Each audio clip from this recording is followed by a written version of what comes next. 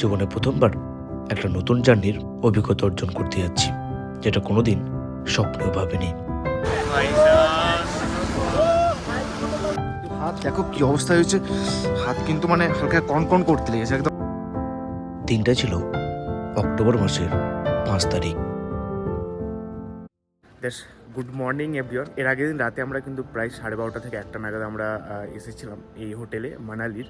আর অনেক রাত হয়ে পড়েছিল, খাওয়া দাওয়া করতে করতে প্রায় 2টো মতো বেজে গিয়েছিল। এই হোটেল থেকে কিছুটা আমার ভিউটা দেখাবো, যে এই সাইডে যা ভিউটা রয়েছে না ভাই, সত্যি অসাধারণ লেভেলে। আর এই দেখো ভিউ, এই রয়েছে হোটেল, এটাও আমাদের একটা হোটেল। আর এরকম রয়েছে একটা ভিউ, তার সাথে কিন্তু এখানে আমাদের একটা হোটেল রয়েছে, সম্ভবত এই হোটেলটা হয়েছে আমাদের সামনেটা। এবং এখানে কিন্তু প্রত্যেকটা গেস্ট এসে খাবে। আমাদের টোটাল গেস্ট এসছে 54 জন, হ্যাঁ 54 টোটাল গেস্ট এসছে আমাদের 54 জন এই আমাদের সিমলা মানালি ট্যুরে। আর আজকে আমাদের কিন্তু ফার্স্ট ডে বলা যেতে পারে, নর্মাল আজকে আমাদের ঘোরাফেরার হচ্ছে ফার্স্ট ডে। তো চলো আমি একটু কিচেনটা দেখিয়ে দিই আমাদের খাওয়া দাওয়ার কি চলছে।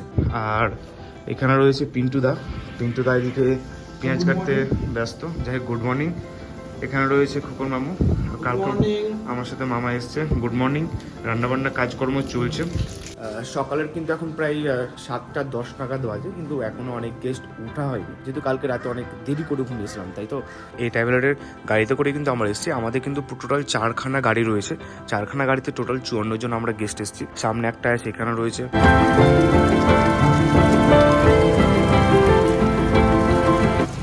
সকালবেলায় সবার জন্য ব্রেকফাস্ট রেডি।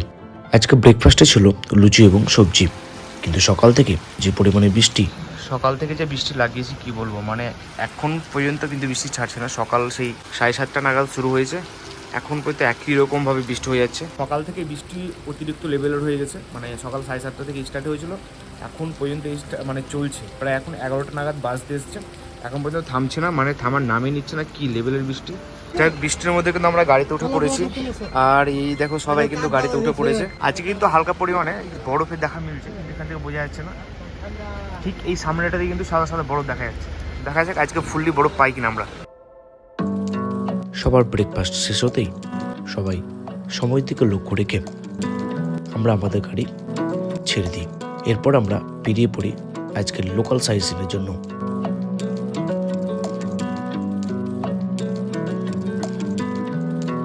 মানালির লোকাল সাইট সিনের মধ্যে বেশ কিছুটা লোকাল সাইট সিন রয়েছে, যার মধ্যে প্রথমে আমরা যাচ্ছি হিডিম্বা দেবী মন্দির।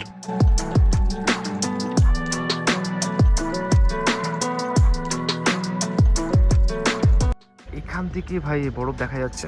আর আমরা এখানে পার্কিং করলাম আর কি, ফার্স্ট আমাদের ডেস্টিনেশনের জন্য। এখানে স্যার রয়েছে। স্যার কেমন লাগছে? কেমন ঠান্ডা রয়েছে বলেন আগে? ঠান্ডা বেশ ভালোই লাগছে। তবে একটা জিনিস বলেন, যে এই সামনে দেখেন এই বরফ দেখতে পাচ্ছেন? হ্যাঁ, যাক অটল টানেল গেলে আমরা কিন্তু ভালোভাবে বরফ পাবো, তখন কিন্তু আরো মজা হবে। বরফ দেখতে পেয়ে কিন্তু সবাই খুশি। আমাদের ফার্স্ট ডেস্টিনেশন এই টেম্পলটা রয়েছে, 300 থেকে 400 বছর পুরাতন। ঠান্ডা অনেকটা পরিমাণ রয়েছে, কারণ কালকে একদমই কিন্তু ওইভাবে ঠান্ডা ছিল না যতটা আজকে রয়েছে। তাছাড়া কিন্তু বরফ যেহেতু দেখা দিয়েছে, তো ঠান্ডার পরিমাণ বাড়বে। কালকে তো রোড যাচ্ছি, তা বটল টানেল যাচ্ছি, রোদের বরফ অলরেডি আরও বেশি করে পেয়ে যাবে। এখানে একটু চা খাচ্ছিলাম, মানে কফি খেলাম। কফি খাওয়ার পর যখন বেরিয়ে আসছি, আমি তো লাইফে প্রথমবার, মানে ন্যাচারাল বরফ লাইফে প্রথমবার দেখছি।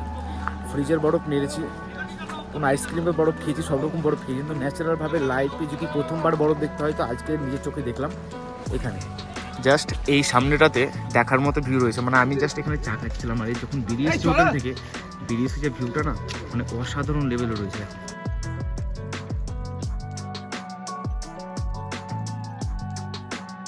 আমাদের ফার্স্টের যে গন্তব্যস্থলটা ছিল, সেটা পার করে কিন্তু আমরা এখন দ্বিতীয় ডেস্টিনেশনে চলে এসেছি, যার নাম ছিল ভ্যানবিয়ার ন্যাশনাল পার্ক, যার টিকিট মূল্য 50 টাকা। এরপর আমরা চলে যাই মেল রোডের ঠিক পাশে অবস্থিত এই মনিস্ট্রিতে। 3 থেকে 4 বছর পর দেখা, তাই তো? কেমন লাগছে? এটা নিয়ে আমার 13 নম্বর রাজ্য ঘোরা হচ্ছে বেঙ্গল ছাড়া। বাবা, অনেক ঘুরে নিয়েছে। আজকের মতো আমাদের সাইট সিন এখানেই সমাপ্ত। এরপর আমরা একদম চলে যাব হোটেলে। খাওয়া দাওয়া শেষ এদিকে রাতের। প্রথমে ঝুরঝুরে ফ্রাইড রাইস, চিকেন কষা, বাস।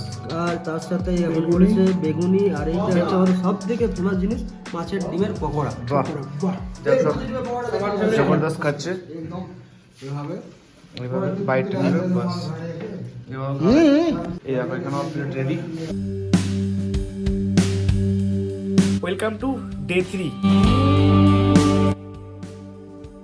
আজকে সকালবেলায় উঠতেই দুপুরের যে লাঞ্চ রয়েছে সেই লাঞ্চটা সকালে সেরে ফেললো, কারণ শুকনো খাবারটা বাইরে খাওয়া যাবে। স্যার খাওয়া দাওয়া কেমন? ঠিকঠাক আছে? বাড়িতে বসে খাচ্ছেন তো এখন?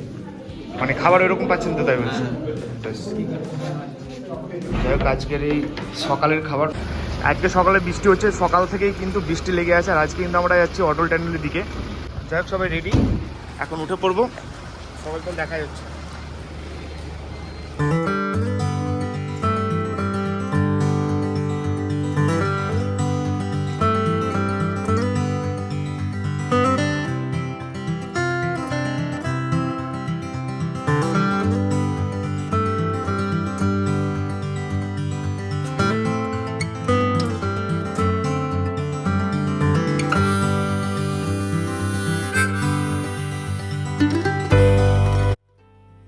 সবাই ড্রেস নিচ্ছে, নিজের ইচ্ছে মতো করে ড্রেস বাছাই করে নিচ্ছে, যেহেতু ওপরে কিন্তু স্নোফল হওয়ার চান্স রয়েছে।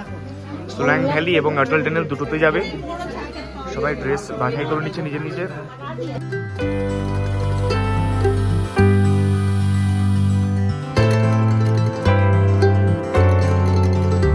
দিনটা হচ্ছে অক্টোবর মাসের 6 তারিখ। ওপরে আকাশ যেন কিছু বলতে চাইছে। জীবনের প্রথমবার লাইভ স্নোফল দেখতে পাবো, সেটাও এক্সপেক্ট কোনোদিন করা হয়নি। আর আজকের এই ওয়েদার বলছে আমাদের বরফ দেখিয়েই ছাড়বে। আর তারপরে আমরা প্রবেশ করতে লাগলাম অটল টানেল, যার ডিস্টেন্স 9 কিলোমিটার। এছাড়া টানেলে প্রবেশ করা মাত্র সবার যেন শরীরে একটা আলাদা এনার্জি চলে এসছে, কারণ সামনে রয়েছে চাদরে মোড়া বরফের আস্তরণ।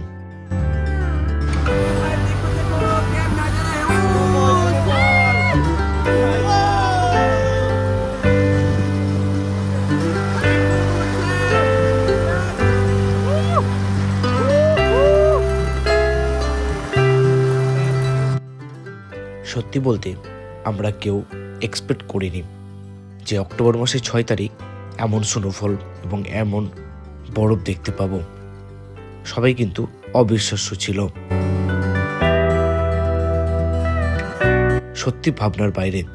এতটা সৌন্দর্য সত্যি ভাগ্য ছাড়া আর কিছু না।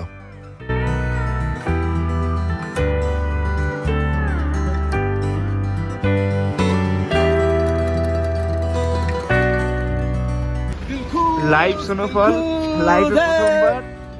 লাইভ স্নোফল ভাই, মানে সত্যি বলতে এতটা এক্সাইটেড ছিলাম সবাই। আর সবাই এখানে এসে বলছে আমাদের প্যাকেজের যা মূল্য ছিল সব কিন্তু পরিশোধ হয়ে গেল। কেমন লাগছে? এইদিকে দেখো কি মজা, মানে নেক্সট লেভেলের মজা। আর আমি তো পুরো লকেট লঞ্চের মতো করে ইউজ করে ফেলেছি মানে ড্রেসকে। ভাই সাব, মানে আলাদাই শান্তি ভাই।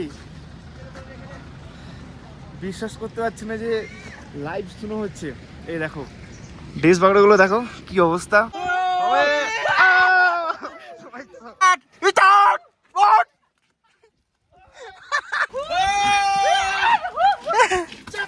যাই হোক, এতক্ষণ তো খুব মজা করলাম স্নোতে।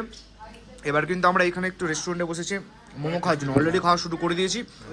এর হচ্ছে ভেজ মোমো, দারুণ একটা ফ্লেভার।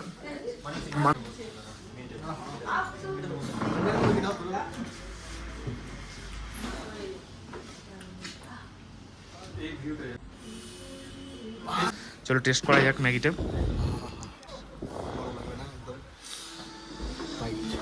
ঝরে ঝরে পড়ছে একদম, আকান্ত অ্যাপেলের মতো নাকি?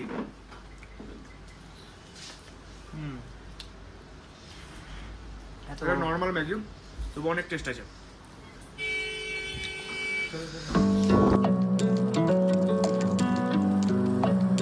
প্রকৃতির বৈশিষ্ট্য এতটা সুন্দর, সত্যি আজ প্রমাণ পেলাম। 15 মিনিটের ব্যবধানে যে পরিমাণে স্নোফল হয়েছে তাতে কিন্তু প্রধান পাস বন্ধ হয়ে গেছে।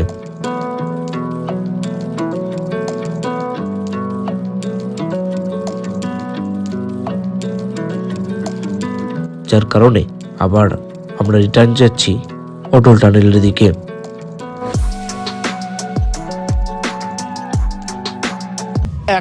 আমরা ম্যাল রোড এসেছি, আর ম্যাল রোড মানে আমরা যে পরিমাণে যে ব্যস্ত ছিলাম কি বলবো। চলো আজকে ম্যাল রোড এসেছি। ম্যাল রোডটা কিন্তু ঠিক মানে মেন ম্যাল রোড সামনে দিয়ে বাম দিকে রয়েছে, আর একটু শপিং টপিং করতে এসছে, বাট আমি করবো না এখানে।